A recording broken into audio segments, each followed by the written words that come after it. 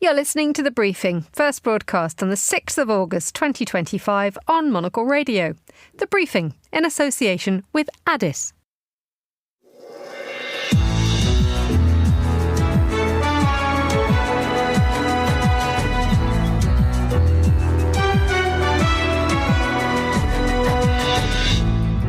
Hello and a very warm welcome to The Briefing, coming to you live from Studio One here at Midori House in London. I'm Emma Nelson, and coming up on today's programme.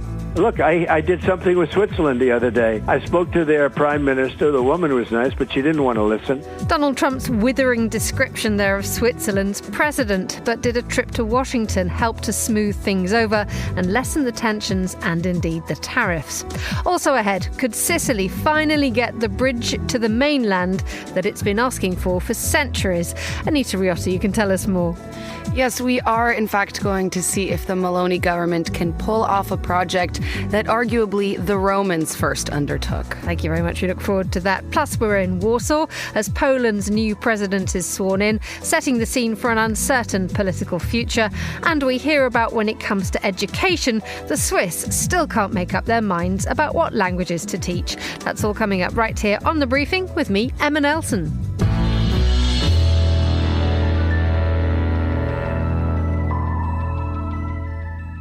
Switzerland's president travelled to Washington yesterday to try to mend fences with the US President Donald Trump. A disastrous phone call last week between her and Mr. Trump resulted in an increase in the tariff rate to an eye-watering 39%. Now, we've just heard it at the start of our programme, but I think it probably is worth another listen of what Donald Trump said about the president, Karin Keller-Sutter, on American television.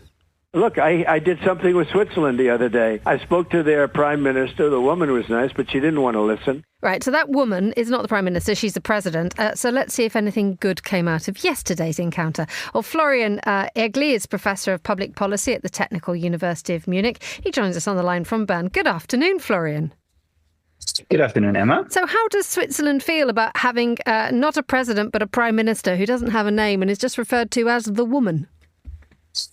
Well, it shows that Switzerland doesn't seem to carry, very much weight in DC at the moment. And Donald Trump and his office don't seem to care too much about, a little country somewhere on another continent. So it just shows the power relationship, I think. And indeed, so this power relationship has now boiled down to a toing and froing of quite extortionately high tariff figures coming out of Washington. It started off last week at 30%. Then there was this conversation with the president. It's now gone up to 39%, which by any standard is really high. Yeah, I mean, it's ridiculously high, but also there are massive uncertainties around even the rate, right? So we know from previous encounters, if we, think back to the meeting of Zelensky and Trump in DC that ended in a total escalation. And then, some 30 days later, everything sounded quite differently. So I think, the escalating first and then trying to find a deal later that, you can then sell to your home audience as a big victory is something that Trump does routinely. Switzerland is very ill prepared for this type of dynamic. But so I think it's not unlikely that we'll either see these tariffs in place for a relatively short time or that we'll see kind of a communication of another 7 or 30 days time span to find a deal. Let's see. So how prepared do you think Switzerland was to be treated? I mean, there's quite a lot of comparisons often drawn by the fact that Donald Trump really likes late night wrestling, that, you have to have a winner, you have to have a loser, and someone has to be, thrown to the floor before they pick up. And Switzerland perhaps could have seen this coming, and in particular, the president. I mean, they could have seen this coming. And interestingly, so Karin Keller-Sutter, who holds this topic at the moment, has already, previously when I would say the last big issue she had to deal with was when Credit Suisse failed and was taken over by UBS. And this kind of same level of unpreparedness could be observed back then, and this kind of repeating itself now. So I think there is kind of a lack of strategic foresight and preparedness on these very economically, central topics. Now Switzerland is trying to mend it, So Karin Keller-Sutter was on board the Swiss government plane with the economics minister Parmelin and two state secretaries, and they have arguably scheduled a meeting with U.S. Secretary of State Marc Rubio today, 4:15 p.m. Swiss time. So there is a kind of very high-level delegation of Switzerland in D.C. now, trying to mend it. But I think there is really a lack of strategic foresight. This could have been anticipated much, much better. And also, Switzerland finds itself in a rather enviably difficult position insofar as, by all accounts, Switzerland has had this huge deficit of Donald Trump is describing it as a huge trade deficit with Switzerland, not least because when Donald Trump assumed power in the White House, everybody moved their investments away from the United States and put it into gold in Switzerland. Yeah, so gold is a big thing. So I mean, there is even absent these investments, but there is kind of massive gold refineries in the southern part of Switzerland, and exports of gold to the United States contribute massively to that trade imbalance. Now, is it going to be so drastic that these tariffs come into place? I think there is at least 2 points that, make it a bit less likely that the effects are going to be devastating on the Swiss economy. The first one is that a lot of exporters have anticipated this, arguably better than the government. So we've seen, for example, watch exports to the US go up by 15% in March. So and the same pattern has held kind of throughout some of the months. So some luxury good exporters have already, stockpiled more of their goods in the US in anticipation of some rough, headwinds. So, if the situation, even if there are tariffs, if it's not very prolonged, I think, the effects on the economy might not be so devastating. And the second thing is that Switzerland has this policy that's called short-term work requests. So companies can file, work reductions for their employees without actually much administrative burden. And we've seen already almost 1,000 employees, requests for almost 1,000 employees have been filed. And under this scheme, 80% of their salary is covered, by an insurance policy. So that enables particularly small and medium-sized companies to kind of, go through a period of economic distress without actually laying off people. So I think we're going to see these kind of responses. They obviously cost something, but I don't think it's going to be devastating to the Swiss economy, at least if, a deal can be reached within, let's say, the next 3 to 6 months, which I would say is highly likely. I would even anticipate it to take less time. What about the fate of President Karin Keller-Sutter? Having clearly had a very unsuccessful phone call last week, the mending fences exercise is going on at the moment. What do the Swiss think of her and her efforts?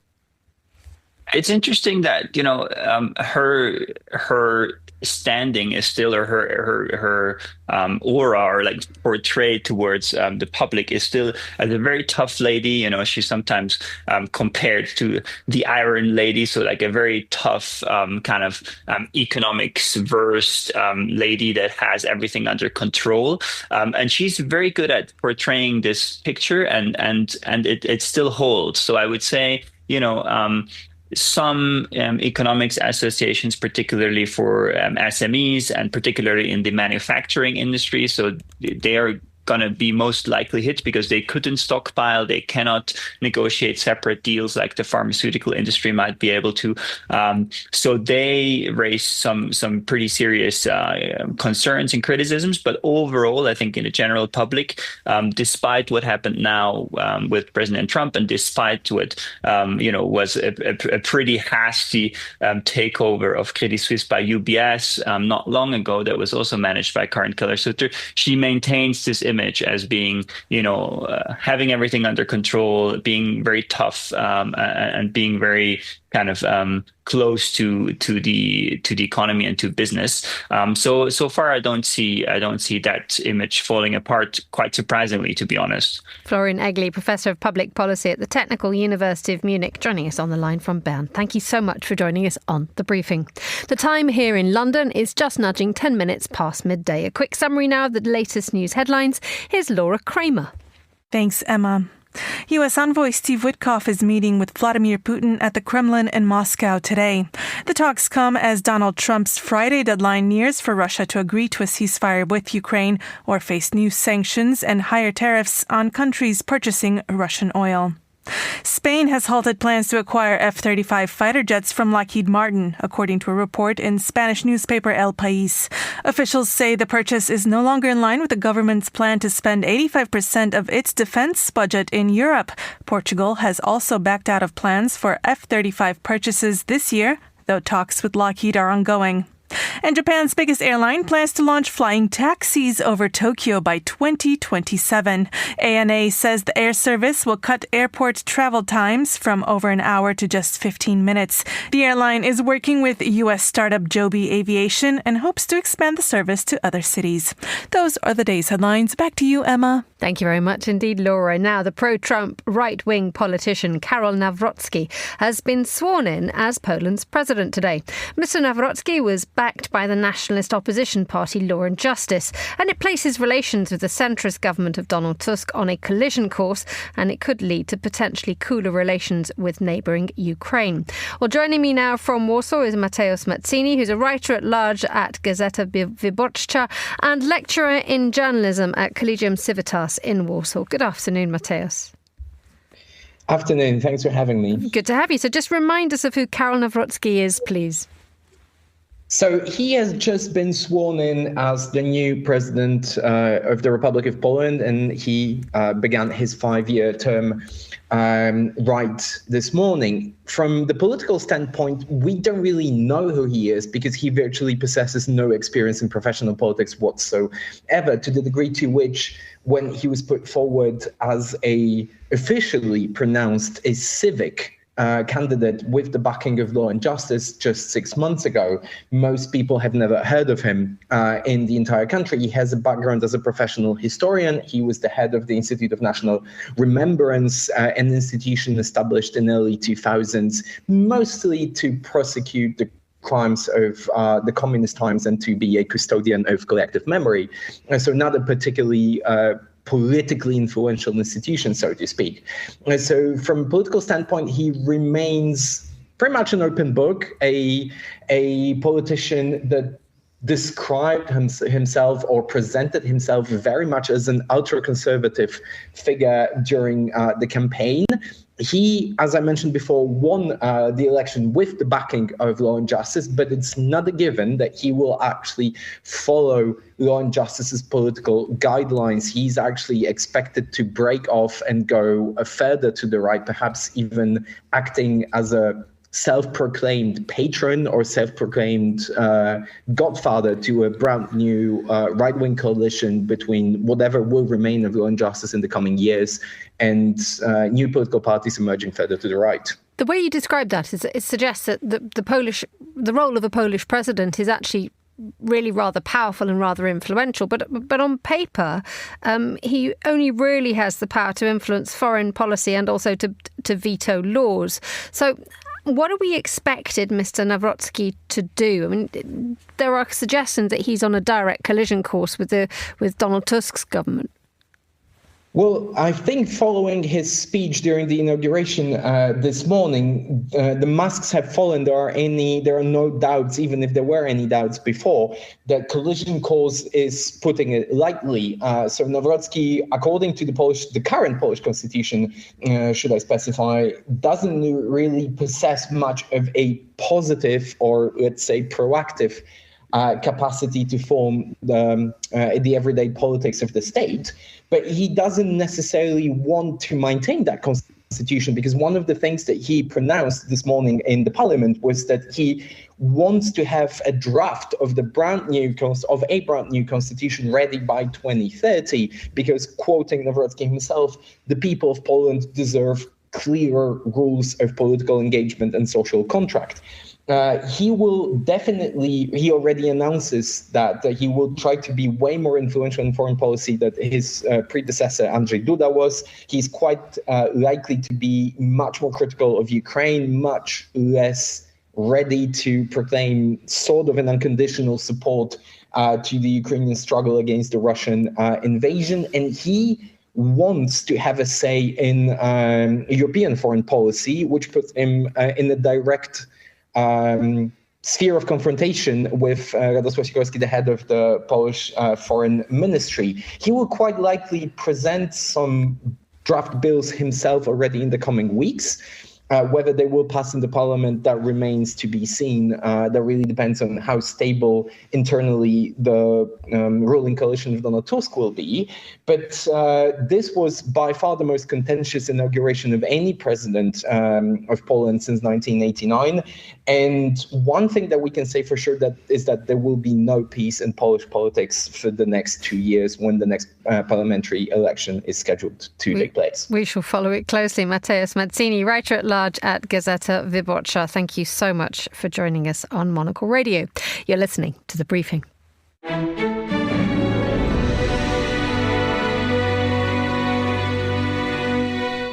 Now, South Korea's 3 largest shipbuilders have come together and they formed a task force to support the Make American Shipbuilding Great Again initiative. HD Hyundai Heavy Industries, Hanwha Ocean and Samsung Heavy Industries are now working together to help revitalise the US shipbuilding industry with a $150 billion investment fund. All to tell us more, I'm joined by Yoon-Soo Lee, who's Professor of Economics at Sogang University in Seoul. Let's talk about the Make American Shipbuilding Great Again initiative and the role that South Korea is playing. Okay, so the MESGA Task Force, short for Make American Shipbuilding Great Again, is a joint initiative by South Korea's 3 major shipbuilders, HD Hyundai, Hanwha Ocean, and Samsung Heavy Industry. So the role that this task force will carry will be some coordination work, shaping policy proposal, aligning investment plans, and acting as bridge between government and industry. The first job is for Korean firms to plan to build new shipyards in the U.S. and potentially acquire or upgrade existing ones. For example, Hanwha Ocean has already taken steps toward involvement in Philly shipyards.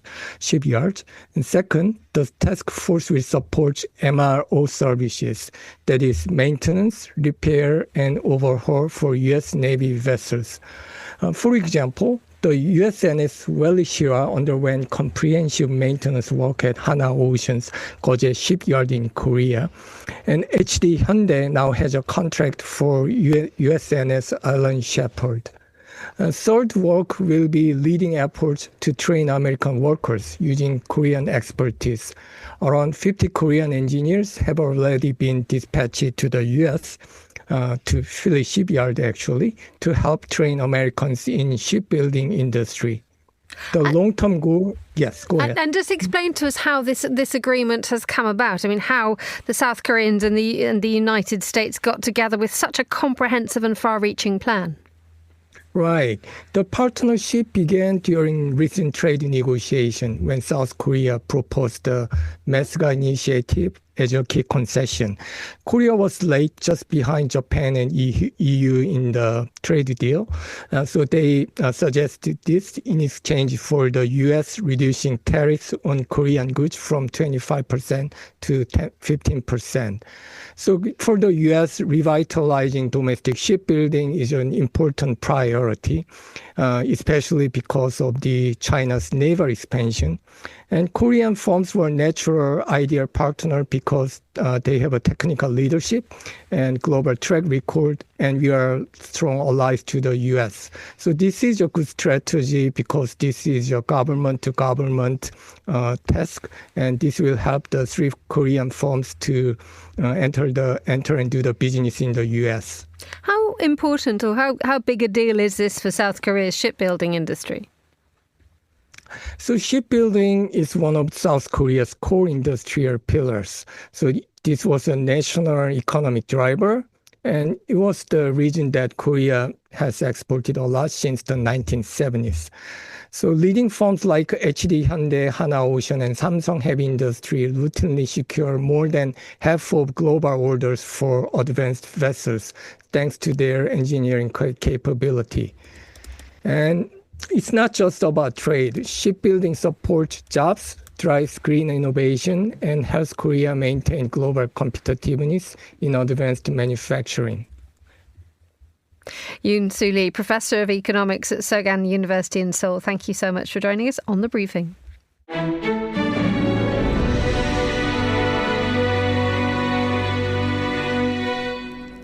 13:20 in Rome. Now, the prospect of a bridge being built between Sicily and the Italian mainland is a bit like the infrastructure equivalent of waiting for Godot. Everyone lives in full expectation of it happening one day, but it never actually arrives. And now there's been informal talk of the bridge as far back as Roman times. But now there is a prospect of final approval and a secured budget. So could this finally mean something is happening? Well, Anita Riotta is Monocle's producer of the Foreign Desk and also half Sicilian. Full. Yeah, never. I'd better not get that wrong, had I? So thank you for coming in and explaining everything to us. Now, the whole idea of the bridge is sort of stitched into Sicilian, well, not necessarily mythology, but you guys have been talking about it for centuries, indeed millennia. I think that is exactly the right place to start with this conversation because it cannot be overstated how large this project looms in the Sicilian psyche and political mythology. As you mentioned, it was first the Romans that thought about how to tackle connecting the island to the mainland. My parents who grew up in Sicily have told me countless stories of when they were growing up in the 60s, their parents saying, oh, great, by the time you graduate high school, you can take the train to Rome. And obviously it's been not to age them, but roughly 50 years since then, and there is no bridge. More specifically, the first real proposal of the bridge to connect Sicily to the mainland comes when Italy is still a monarchy in the 1800s. Since then, it had another real approval in the 80s. The president and the prime minister of Italy at the time said that they would be done by the mid-1990s. Of course, that doesn't happen. And I think what's interesting to note is that as of 2001, when Italy had elections, both political candidates, both the left-wing candidate and the right-wing candidate, came out in favor of the bridge. So for ages, for decades and decades, this was not a politically divisive topic. Everyone sort of wanted to be the prime minister that got it over the line. And for many factors endemic to Italian politics, no one was ever able to. So at the moment, we're still trying to get a ferry, aren't we, from Palermo to Naples? So that prime minister who will get it over the line, will that prime minister be Giorgia Meloni? Well, look, I think that's definitely one of the large motivating factors here. If we're discussing how much this looms in the political mythology of the country, then obviously being the person to actually get it done will be monumental. It sort of gets you into the Italian Prime Minister Hall of Fame at the very least. And the prospect of this latest plan coming, I can't remember the number of times I've looked at a plan being approved to do this. And there is that slight fear, though, that if the Romans couldn't do it, there is very little hope for any other of us a few thousand years down the line. Is this ever going to happen?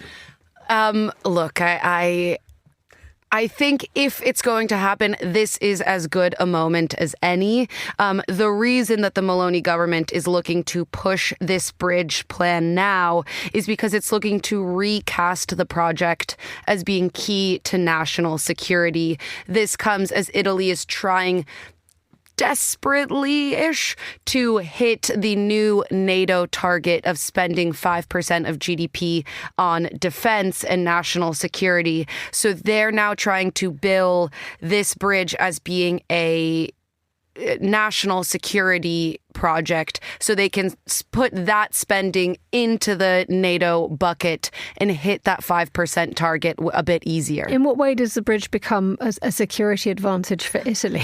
Well, so the argument that the Meloni government is making is that the Mediterranean is becoming more of a geopolitical hotbed. She says that Russia is trying to project itself onto the Mediterranean, and so having this be a strength of Italy's, that it can maneuver around the Mediterranean more easily, will actually be a geopolitical asset. Now, some critics of her trying to get this done in this way by sort of recasting it as geopolitical say that there does need to be an influx in Italy of defense spending and military spending. But the critics are saying that there are other projects.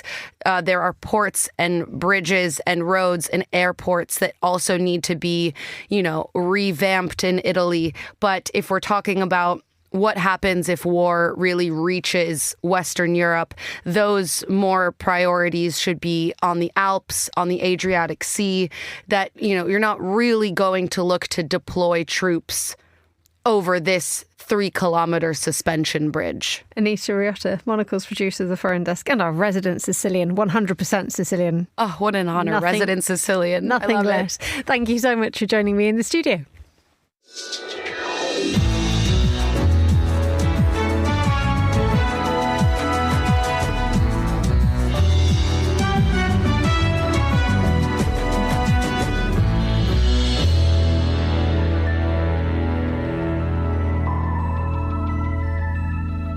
Now, Switzerland has 4 official languages, and as a result, with no possibility of anyone claiming the prize, there's plenty of unofficial toing and froing about who's on top.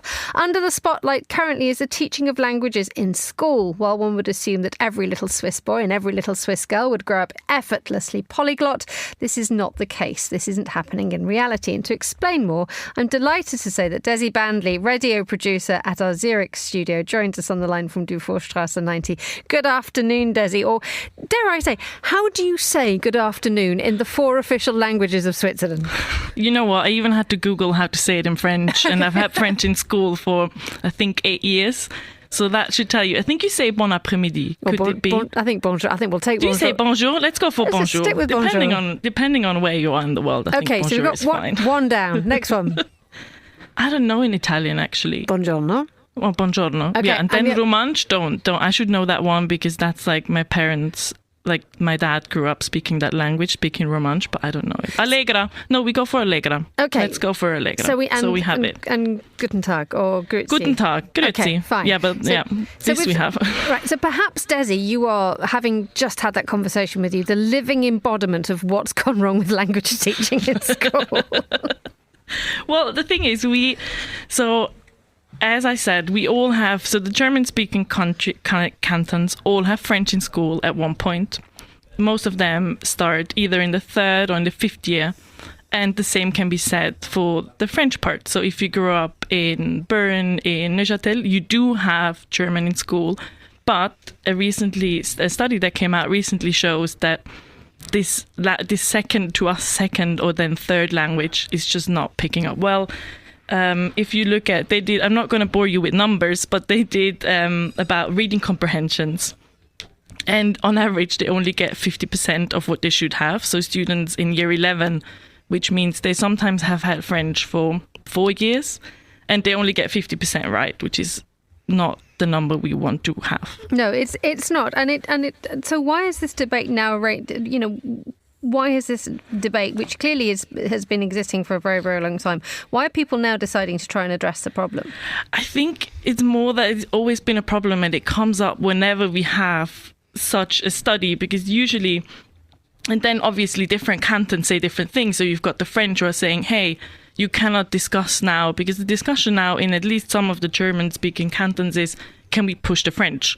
So can we make sure that students learn English, speak it well, and then at like year 7, year 8, we start with the French. The French, which is a minority in the country itself, I think we have around 22% French speaking, are saying, no, you cannot do that. And it's more, I think there are two things. Obviously, the desire that you have people from the same country who can speak to each other. And then it's also a very cultural thing that we're saying, look, this multilingualism, this is a thing for us that we're proud of. But to have it also means you have to put in the effort, you have to put in the hours of making sure that students actually fall in love with what is actually a beautiful language, the French. And it's an interesting thing that when you are in Switzerland, you certainly don't get the sense that you are in a multilingual country. Insofar as if you are in Zurich, written language is in German and a bit of Switzerdeutsch, but there is no sense that you are possibly in the same country that has French as a dominant language and Italian as a dominant language. It seems to be very much carved up. It is, and that's also one of the things. So obviously, if you go closer to the French-speaking cantons, and you also have Bern, for example, which is bilingual, there it's a different thing. And they also say there it's much more the necessity of, hey, we should still teach French. It's an important language to know. Whereas if you go more to central Switzerland or even Zurich, we are much more like, no, we want to learn English and we don't really care that much about the French. So that's the fifth unofficial language in Switzerland. And let's not mention all the valleys, which have their own dialects as well. OK, this is never going to sort itself out. Desiree Bandley, radio producer at our Zurich studio. How's die Vorstrasse looking this afternoon? Beautiful. Good. Glad to hear it. Thank you so much for joining us on the line. And that's all the time we have for today's programme. The warmest of thanks to all my guests and to the producers too, Hassan Anderson and researcher Henry King, and our studio manager is Flynn Simons. The briefing's back tomorrow at the same time, but for now from me, Emma Nelson, goodbye. Thank you very much for listening.